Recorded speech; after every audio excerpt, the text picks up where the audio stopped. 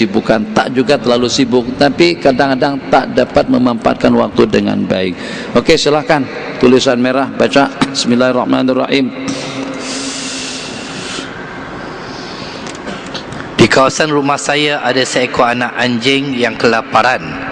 Saya beri makan anjing itu sehingga anjing itu sudah kenal dan duduk di hadapan pagar rumah. Bila saya keluar, anjing itu mengikuti dan kadang-kadang melompat.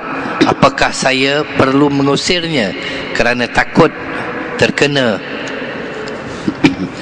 Nabi kita bersabda dalam sebuah hadis, wa fi kulli taradbin sadaqah. Tiap kita memberikan makanan, minuman kepada makhluk yang bernyawa, itu adalah sedekah. Nah, jadi mungkin dengan kita tahu tentang cerita daripada anjingnya Ashabil Kahfi. Anjing Ashabil Kahfi ya memang agak berbeda ceritanya dengan yang disebutkan tadi itu berteman dengan ahli khair, berteman dengan orang-orang yang baik, bersama kumpulan Ashabil Kahfi yang 7 orang, wasaminuhum kalbuhum kitmir, menurut pendapat atau menurut ulasan daripada ahli tafsir. Ternyata dengan anjing tadi itu diantara daripada jenis-jenis binatang yang selamat dan yang masuk surga nanti pada hari kiamat. Kembali kepada memberi makan tadi itu, ulama mengatakan hanya kalbun akur saja, kami sebut dengan anjing gila saja, yang dengan kita boleh membiarkannya sampai mati.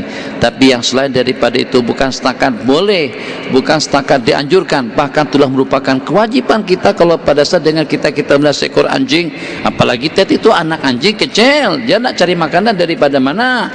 Mamanya itu kena senjata kimianya Bashir, masa Bashar. Jadi anjing anaknya tertinggal, siapa yang bagi dia makan? Kesian dia.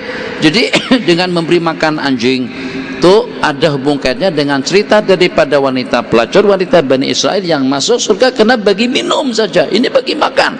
Itu satu hal yang perlu digalakkan. Masalah kita khawatir dengan najisnya itu cerita lain, kita masih boleh mengelak.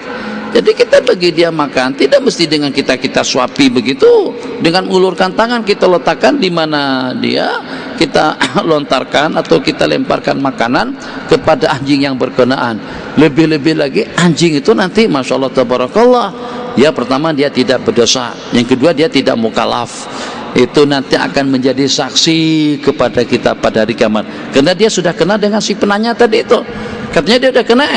Jadi begitu majikah daripada kawan, begitu keluar anjing itu langsung melompat seronok sungguh. Jangan sampai kita kecewakan keseronokannya. Idkhalus surur, Nabi kita bersabda, sebaik-baik amalan itu adalah menceriakan, menyeronokkan, menyenangkan orang lain. Jadi bukan hanya orang lain itu adalah kepada manusia secara khusus, tapi juga kepada binatang. Kalau dia sudah menaruh harapan, jangan kita kecewakan harapannya. Dia menunggu-nunggu rezeki, maksudnya assalamualaikum, kedua kali artinya mana peruntukan untuk aku, jangan kita elakkan. Itu adalah satu rezeki yang Allah anugerahkan, rezeki yang paling berkesan, pemberian yang paling besar pahalanya kalau pada saat itu jatuh ke tangan orang yang berhajat, kalau jatuhnya kepada orang yang memerlukan. Makanya itu dikatakan bahwasanya sedekah dengan hibah, sedekah dengan pinjaman, lebih afdal pinjaman daripada kita bersedekah. Sebab pada waktu kita bersedekah kepada seseorang, belum tentu orang yang kita sedekah tadi itu memerlukan sedekah daripada kita. Tapi orang yang meminjam, dia tidak akan meminjam kecuali kalau pada saat dengan dia memang memerlukan pinjaman tersebut. Jadi sampai menjual air muka, jadi sudah tidak ada rasa segan dan malu. Kenapa? Itu disebabkan karena berhajat. Jadi kepada si penanya tadi itu, harap anjing tadi itu diberikan perhatian dan tumpuan.